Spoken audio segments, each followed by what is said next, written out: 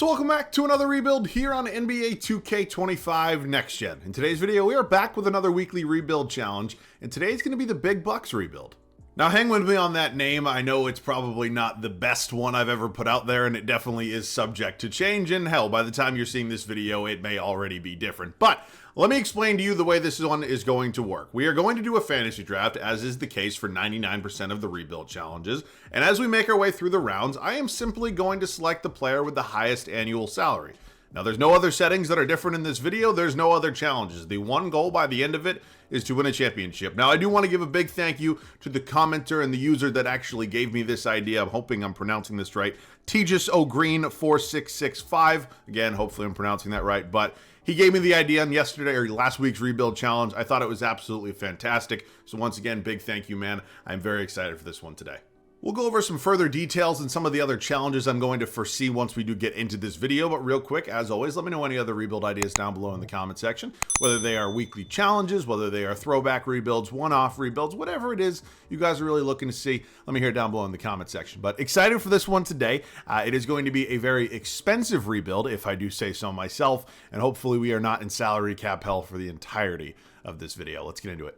Now, I do want to hit on a couple things before we go ahead and get into this fantasy draft. Now, typically in a fantasy draft rebuild challenge, I'll make the first 3 picks, occasionally the first 5 picks. Now, today it's going to be a little bit different. We have to make sure that every player we draft in all 12 of these rounds is the most expensive player possible. Now, we, of course, are going to do that manually. I will do my best to get it done really quickly, but I will show you guys just so you know there's no cheating involved.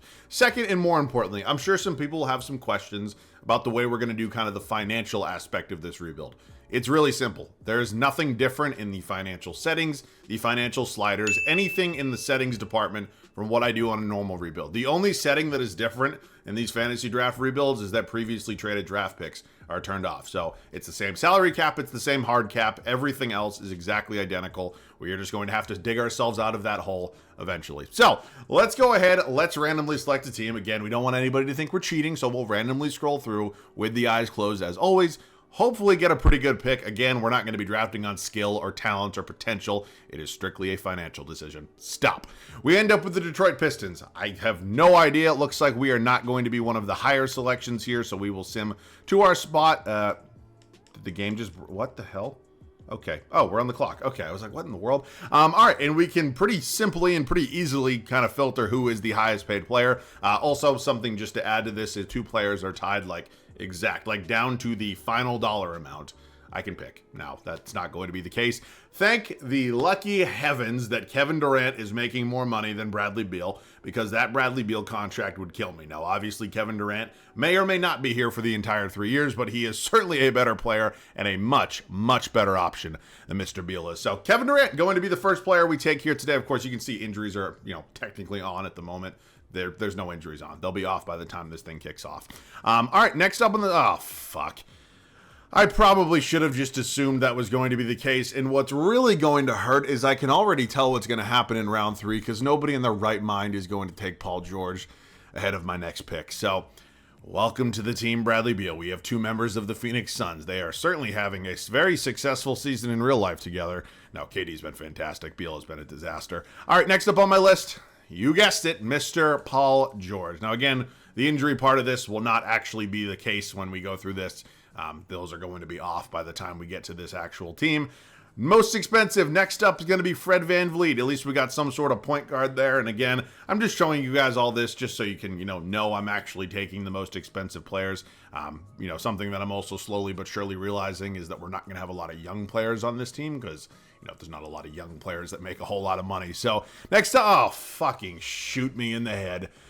Oh, boy, I would have killed for DeAndre Ayton instead, or even Emmanuel quickly, but no. Ben Brickleberry Simmons. Welcome to Detroit. Yeah, again, not going great so far, but this is the challenge. Jeremy Grant going to be next up on my list. I don't even want to know. And again, I rarely look at, the financial spreadsheets, the 2K shares. But I probably will just for, a laugh this time around. Next up, going to be Jonathan Isaac, member of the Orlando Magic. We were almost in Terry Rozier territory, but we're not there. Jonathan Isaac's going to be the next player. And again, not 12, it's 14 rounds, actually. I misspoke earlier, but there's not really... Oh, shit. Oh, boy. We are...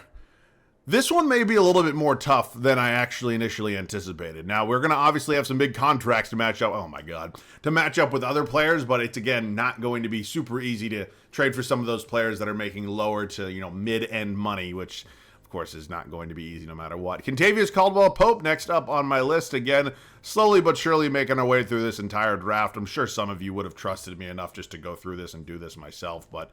oh, okay. I thought it was identical. Nope. Duncan Robinson going to be up next. And I can almost guarantee you there will certainly be some trades before we go ahead and get into your number one. I think we have, 3 picks remaining? Dorian Finney-Smith, and then we will have 2 more in round number 13 and round number 14. Oh, boy. Not very fun. Matisse Thybulle, we are still in the tens of millions. We're not even in the single millions at this point, and I honestly don't know if we will be by the time this thing ends. Nope, Maxi Kleber, $11 million. That is my final pick. I will see you guys with this team. So you guys saw all 14 picks. Let's go ahead and just see, position by position what we are working with at this point. Again, I didn't really kind of memorize any of the spots we were super loaded at because, again, we didn't really have any choice in the matter. So let's dive in and see what we're working with here. Now, we have 3 point guards listed on the roster: Fred VanVleet, Ben Simmons, Terry Rozier. I don't love any of these options as long-term pieces. Hell, if I'm being completely honest with you, I don't really like any of these players as long-term options. But this is what we're working with. For now, we move over to the shooting guard spot. 3 very, very expensive players here. Bradley Beal, of course, being, technically speaking, the best out of the 3, but certainly also the most expensive out of the 3. Duncan Robinson also here, along with Kentavious Caldwell-Pope. Now, the small forward spot is going to be led by Mr. Paul George. Oh, boy. You got Jeremy Grant in here, Bruce Brown, and Matisse Thybulle. The power forward spot: Kevin Durant, Jonathan Isaac, Dorian Finney-Smith, Maxi Kleber. And then finally, we do not have one single center on this roster. Okay, from this point on, it is basically just a rebuild. Now, I understand that might seem kind of boring or kind of easy, but I can almost guarantee you, looking at all of these contracts we have right here, there is going to be nothing easy about this. And the sad part about this, and the thing that is definitely going to make it even a bit more challenging, is the fact that I'm not going to have any sort of mid-level exception to sign players this offseason.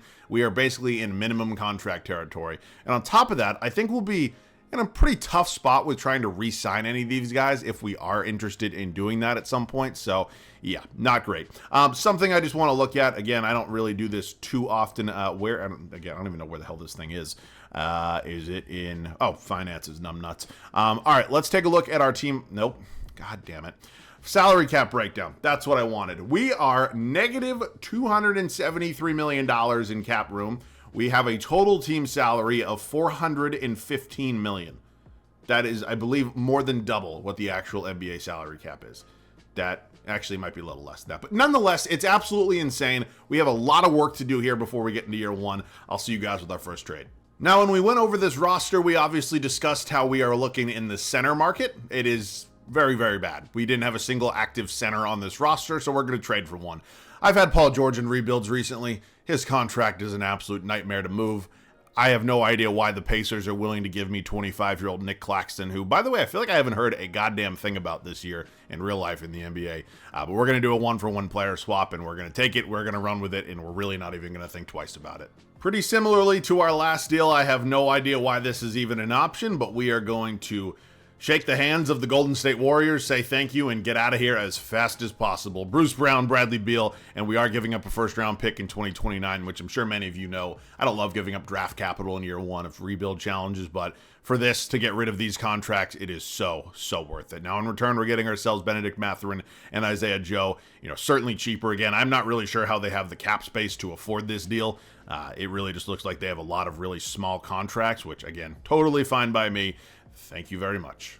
We are now in need of a backup center, and if the Oklahoma City Thunder are willing to take on 1 year of Ben Simmons, who, by the way, goes up to an 82 overall if you move him to small forward, and in return deal me not only Robert Williams, but a first-round pick in 2027, I am once again going to say thank you and get out of here. Let's take a look at what this team's looking like at the moment. Now, the point guard spot, I don't hate the idea of having Fred VanVleet here for a year. He's a fine point guard option. I certainly could do worse. The problem with him is that he has a team option for $42, almost $43 million next season, and typically I will pick it up.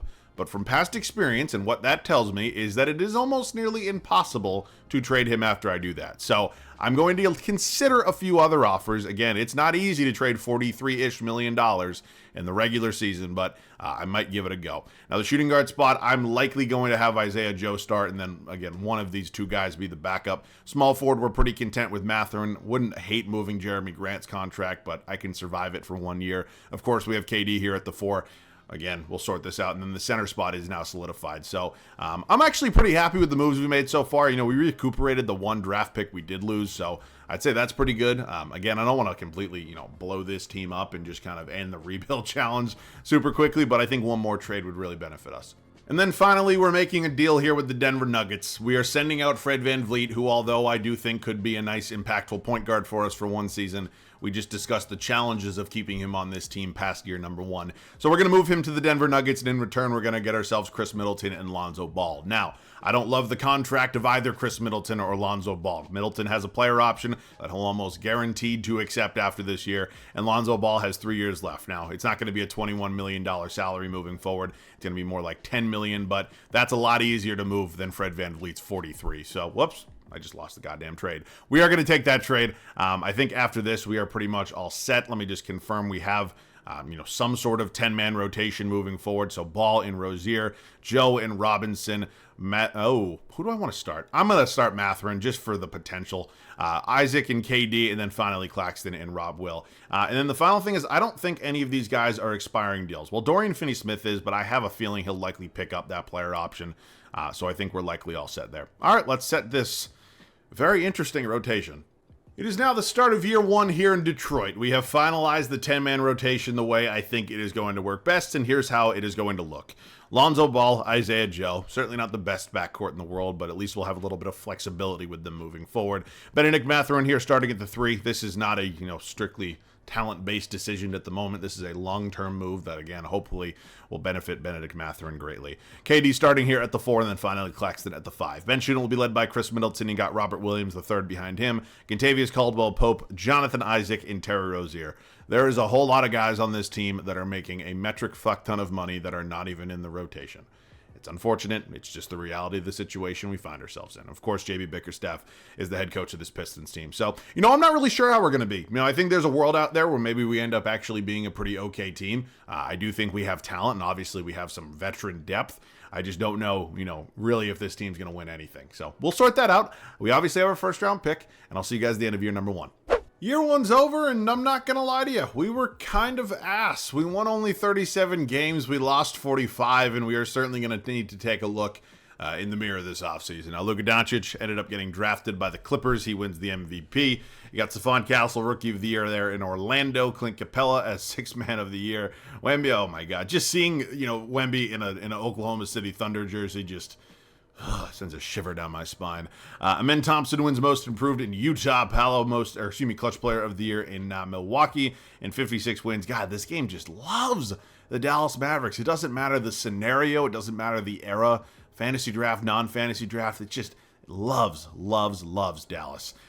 We are not going to be in the playoffs. Now, we're not too far out. We were tied, actually, with a team in the Orlando Magic that are in here. So I don't know why it says we're also in here. Of course, we're tied. We're not actually in the play-in, but here is a look at the West. Now, let's talk about some of the numbers here real quick.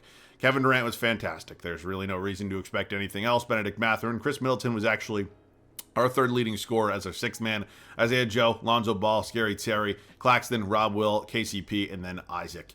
Led in rebounds by Claxton, led in assists by Lonzo. So we will not be participating in the playoffs here in round 1 or year 1. Let's sim through this. Is going to be Luka in the Clippers against Kawhi in the Bulls. I will take a look at both these squads. I am curious. Okay, pretty good there in Los Angeles. And here's a look at Kawhi and the Bulls. You got Harden in here, Kawhi, Sexton, Mark Williams. Okay, not bad. And the Luka Doncic-led Clippers get it done in 6 over the Bulls. All right, now I'm going to have to pay attention to this because Kevin Durant, we know he's going to regress. Now, I'm not terribly worried about that, at least yet. He's still Kevin Durant. He's obviously one of the best players in the world. But he didn't retire here, which means I technically can have him all 3 years because I could just override his retirement next offseason. Will I do that? Probably, if the scenario pops up, because if I have Kevin Durant, or if I don't have Kevin Durant, the video is kind of over. Now, maybe I still trade him. I'm not saying anything either way. We are projected to have the 10th overall pick, and we end up with 11. Okay, we still fall, even in this scenario. I think JB Bickerstaff's a good coach. I don't think he deserves to be fired after that year. Again, we're not giving him a lot to work with, so he'll stay on for now. Now, the 11th overall pick is not the best. It's not the worst. It is certainly something. Of course, we have a lot of contracts here we can opt to maybe trade, so I might consider a move with one of these deals. Maybe I just end up drafting somebody. Oh, wow, the Milwaukee Bucks actually took that. We pulled off a pretty big trade and acquired our point guard of the future here in Tyrese Halliburton. Now, we gave up Jeremy Grant, Duncan Robinson, Maxi Kleba in the 8th overall pick, but having a 90 overall point guard here in Tyrese Halliburton feels like a really big win. I understand he's making a lot of money, as is, everybody on this team, but he's 25 and he's already a 90 overall. I'm really happy about that. I'm not sure what I'll do. Actually, you know what I'm going to do here? I'm actually going to draft somebody with the 11th overall pick in round number 2. Now, there's almost a 0% chance they actually play, but there'll be a very small contract that could be potentially included in a trade if necessary. Now, Middleton picks up his options. Same with DFS. We, of course, are going to bring back Mathurin. Really no surprises there. We have no qualifying offers. And again, we're not really going to have any money to spend here in free agency no matter what. So it's going to be a very trade-heavy video. I think that makes sense. But, of course, I'm really happy with the deal we just made that solidified our point guard spot for the rest of this one. So from here on out, I wouldn't mind upgrading the shooting guard position. I'm pretty content at the small forward and then center spot. And obviously, we're pretty good with KD as well. So definitely going to look to upgrade this 2-guard. Oh, okay, shit. I just gave up a whole lot, and we added ourselves Zach LaVine. Now, I gave up KCP, Chris Middleton, I know, and 3 first-round picks for Zach LaVine. I get it. It is a lot. But at the end of the day, my biggest goal for this offseason is solidifying a 10-man rotation without having the big excess contracts on the bench that are not going to be playing at all. Now, I thought there was a possibility we kept Middleton on this team. He continued to run the 6th-man role, but ultimately he was kind of needed in this deal to make it happen. Now, Zach LaVine is certainly not some young player that's going to continue to develop, but he's an 88 overall. He's an expiring contract after this year, and most importantly, he's a major upgrade on this team, which, again, is definitely needed. So, at this point, I'm pretty okay with the way that this entire 10-man rotation is looking. We do need to find ourselves a backup at the small forward spot. Terry Rozier, more than welcome to, depart our team, go somewhere else, literally anywhere else. And then, oh boy, these are the only 2 offers I have. All right, you know what? I'll take Matisse Thybulle back for a minute. He'll probably end up being here for only 1 season, but he's not a horrible backup option. Considering what everything else is looking at. So, we've already basically dug ourselves out of the hole that we were, in to start this video. We're significantly better than what we were just a season ago. So, I expect to be in the playoffs next year, hopefully contending. I'm a little nervous about, some of these bench guys, not Isaiah Joe, but like Thybulle scares me, Isaac scares me, Lonzo a little bit. So, I'm a little worried on that front, but again, the star power is evident. It's so much better than what it was a season ago, and hopefully we can go out and prove that. Let's set the rotation. Year 1 in Detroit was not great. Year 2, we have very, very high hopes, and we think we can be a lot better than where we were. Now, this offseason, we significantly added some talent to this team, and I think we're in a position where we can definitely make some noise here in the Eastern Conference. Now, Tyrese Halliburton, Zach LaVine pairing up to be our new backcourt. As expected, we see a little bit of regression with LaVine and Durant. Not terribly worried about it. Mathurin still starting here at the 3. Now, funny enough, the minutes may not suggest it, but if I auto-set this rotation, 2K wants Matisse Thybulle to start over Benedict Mathurin.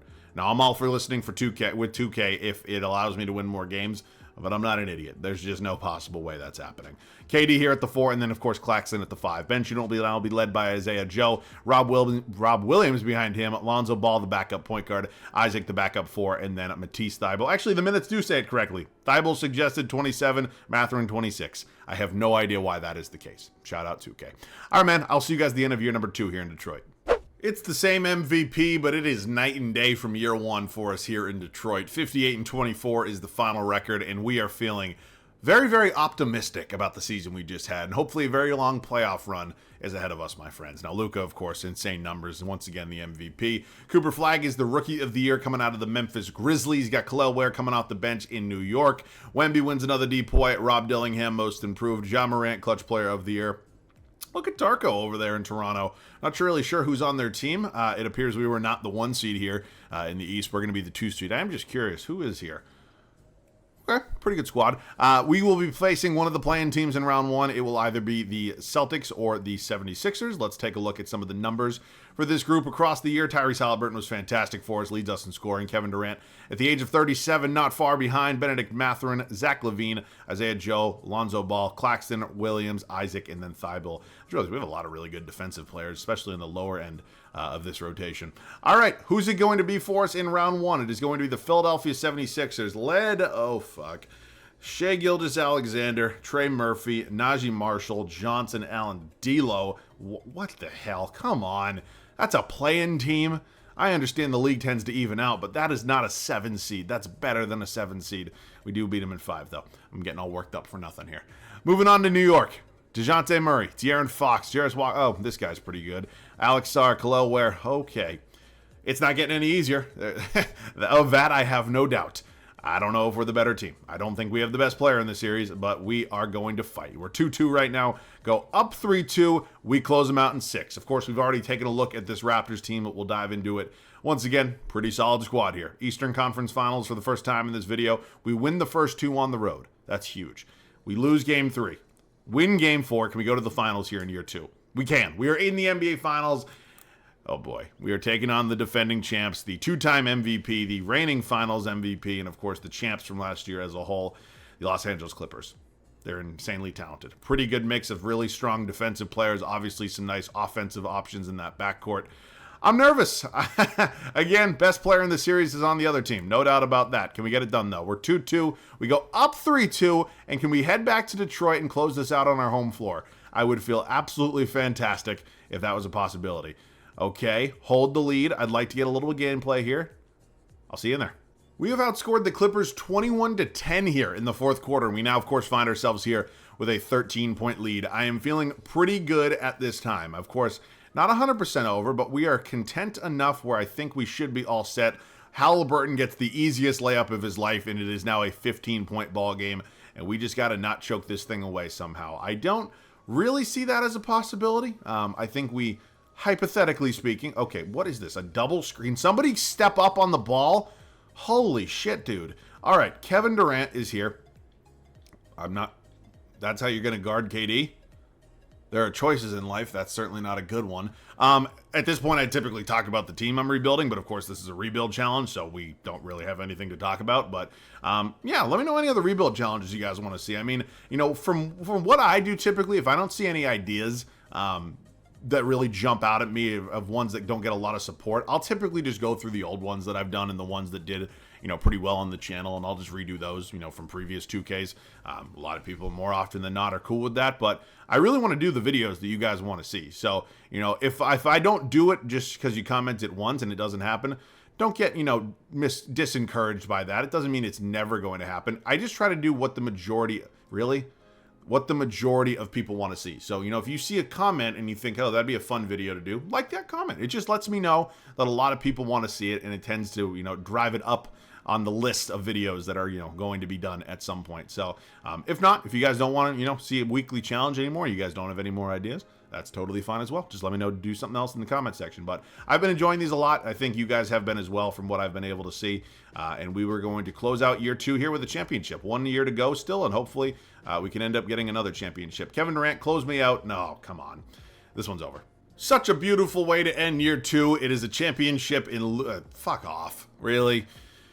Okay, man. This game, you know, gives opponents the finals MVP, like, every video, at least once. And it's something that I cannot remember the last time it happened in the history of basketball. I think it's maybe happened once or twice, but I can't remember it.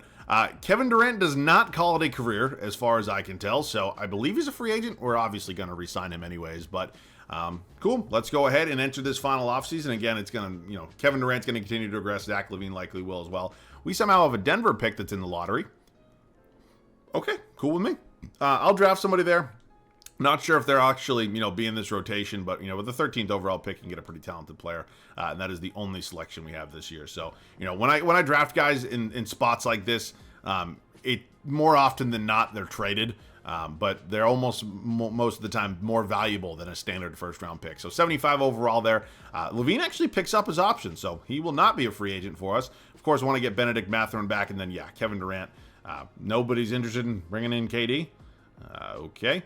We are going to pay Mathurin as well. Again, I'm a little nervous right now, so I will try to get all of these guys back. I'm hoping that I am able to. I'm going to let Thibault go. We'll find some other option. So please just let me bring back all three of these guys. Thank God. All right. We might make one upgrade. I'm not exactly sure what it is going to be. Of course, do need to figure out the backup behind Mathurin as well. So I might see you guys with a trade.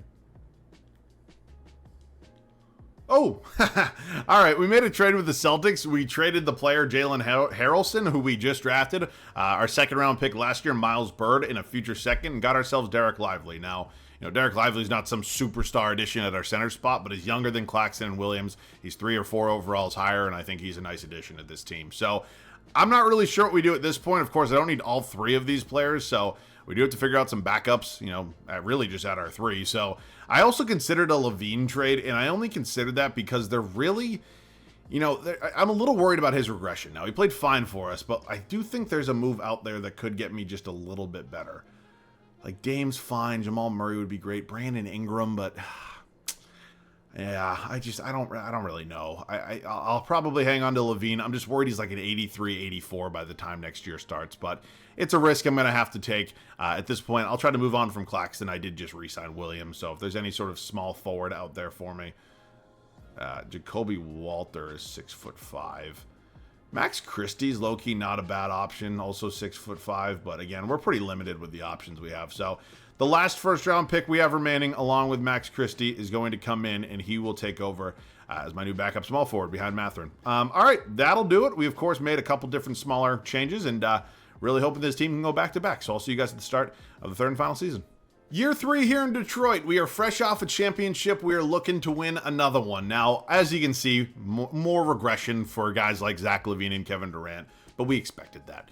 Now, there is one change in the starting 5. That would be the addition of Derek Lively, but everything else remains the same. Bench unit will now be led by Max Christie, and similar to what we saw last year in the Thibault, the game actually recommends I start him over Mathurin at the 3. Not going to happen. Robert Williams, of course, the backup center. You got Isaiah Joe still here, fell down in the rotation a bit. Same with Lonzo Ball, and finally Jonathan Isaac rounding out the 10-man. So this team's locked. This team's loaded. I fully expect to be near the top of the East. I'll see you guys at the end of year number 3.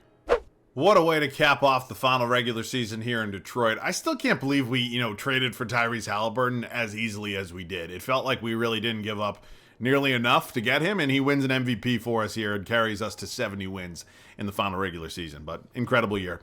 AJ Debantza is the Rookie of the Year in Portland. You got Dylan Harper coming off the bench in Denver. Wemby wins his 3rd straight DPOY. Dylan Harper also wins Most Improved. Jalen Brunson, Clutch Player of the Year, and JB Bickerstaff, our head coach, as Coach of the Year. All right, it is the final playoff run for us. Of course, we are fresh off a championship and looking to win another one. Now, we did have the best record in the league for the first time in this video. Here are the numbers. Halliburton, KD still doing his thing at 38, putting up 20 a game. This man just loves ball. Benedict Mathurin emerging nicely. Zach LaVine, Derek Lively, Isaiah Joe, and we got Max Christie, Lonzo Ball, Rob Will, and Jonathan Isaac. We're led in boards by Lively, led in assists by Hallie. Okay, round 1. Orlando. Kyrie, holy shit. Okay. Oh my God. This team is crazy talented for a playing team and crazy athletic at that. Okay, we are up 3-0 though, so I guess I'm sweating about nothing. The Toronto Raptors, I believe this is the team we faced in the East Finals last year. Correct me if I'm wrong, but I believe it was. They're pretty good, don't get me wrong, but I think we're pretty easily better. So we do lose a playoff game, but we are up 3-1. We close them out in 5. Now the Brooklyn Nets here in the Eastern Conference Finals have Nikola Jokic and Kristaps Porzingis, okay. TJ McConnell in the starting 5. They definitely have the best player in the series. I think we're a little bit more well-rounded, though. So at this time, we are 2-2 with them. We go up 3-2, going to Game 7, losing Game 7. Oh, man. Jokic just gave us the belt. Now, I am curious just to see the stats from the conference finals here. Not a great series for KD scoring-wise. Mathurin, Lively. Brutal series for LaVine, Christie. Yeah, this was tough. All right, well, you can't win them all. Curious. Oh, my God, we would have beaten this Warrior. Well, they're pretty good. Nets win it all. Best player in the world is your finals MVP. Can't really do much about that.